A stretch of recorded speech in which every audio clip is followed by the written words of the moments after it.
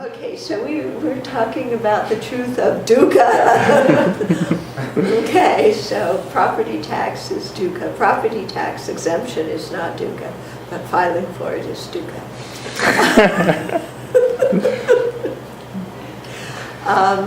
Okay, so in talking about the Four Noble Truths,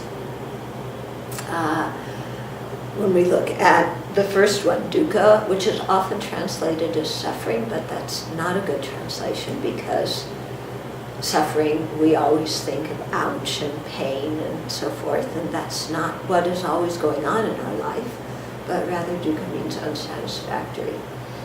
So there's different ways of speaking about the unsatisfactory nature of samsara.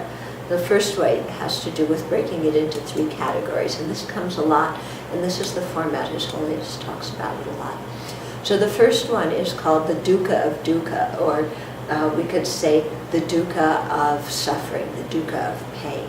So this is physical and mental pain that all sentient beings recognize as unsatisfactory and undesirable. Okay? So bad moods, mental pain, grief, physical pain.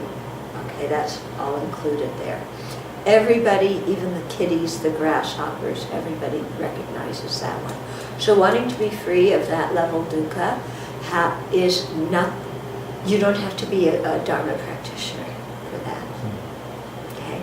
The second one is the dukkha of change. And what that means, what that refers to actually is what we usually call pleasure. And here you see why translating dukkha as suffering doesn't work, because then you say the suffering of pleasure and or the suffering of happiness, and that doesn't make any sense in English.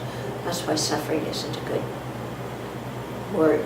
It's more the unsatisfactoriness of pleasure, meaning worldly pleasure, because every worldly pleasure we have, if we kept doing that experience that gives us pleasure, it wouldn't continue to give us pleasure. Eventually, it would give us pain. Okay? So, for example, when you're hungry, like right now, and you want me to finish talking quickly, the suffering of hunger is big. You know, in 10 minutes or a half an hour, whenever I stop, and you start eating, okay, at that point, the suffering of being hungry has started to go down, and the dukkha of being hungry has started to go down. The dukkha of being too full is just starting. It's just at its initial stages. So when that is happening, we call that pleasure. Yeah. If eating were actual pleasure, then the more we did it, the better we would feel. But if we were eating from now until this evening, we wouldn't even have to wait until this evening before we started feeling quite ill. Okay?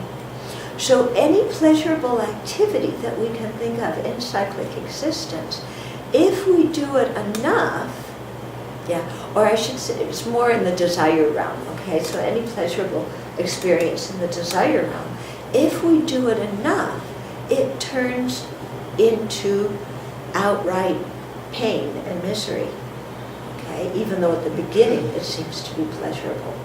So that's the second kind of dukkha. And that is understood in general, by spiritual practitioners of most traditions. So people who are really practicing whatever tradition they have very deeply, they begin to see that sensual pleasure is unsatisfactory, and that restraint from sensual pleasure is called for. Okay? Then the third kind of dukkha is pervasive dukkha, or sometimes compounded pervasive dukkha. And what that means is just having the body and mind that are under the control of afflictions and karma. So just having that means that at any moment of our existence, we are just walking on the edge of the cliff until circumstances change and we fall into the dukkha of suffering. Okay? In other words, we may have a neutral feeling with the dukkha, the pervasive dukkha, nothing particularly pleasurable or painful, okay? But our body and mind are not free, so we're not free.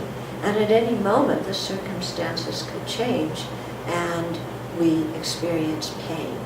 So that state is unsatisfactory, isn't it? Yeah, so that's the meaning of dukkha, unsatisfactory.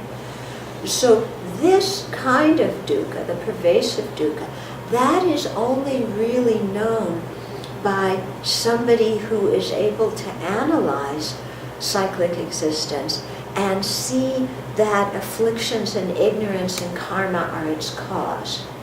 Because without understanding those as the cause, then you're not going to see just having the body and mind under their influence as unsatisfactory. Okay? Is that what I mean? And that's why you'll find in some faiths, people might say, okay, searching for sense pleasure now is unsatisfactory, but we aspire to be born in heaven. Okay?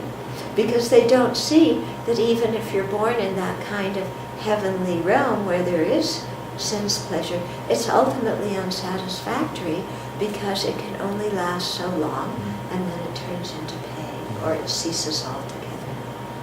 Okay? So we have to have an awareness of all three levels of dukkha and want to give all of them up in order to have actual renunciation or the determination to be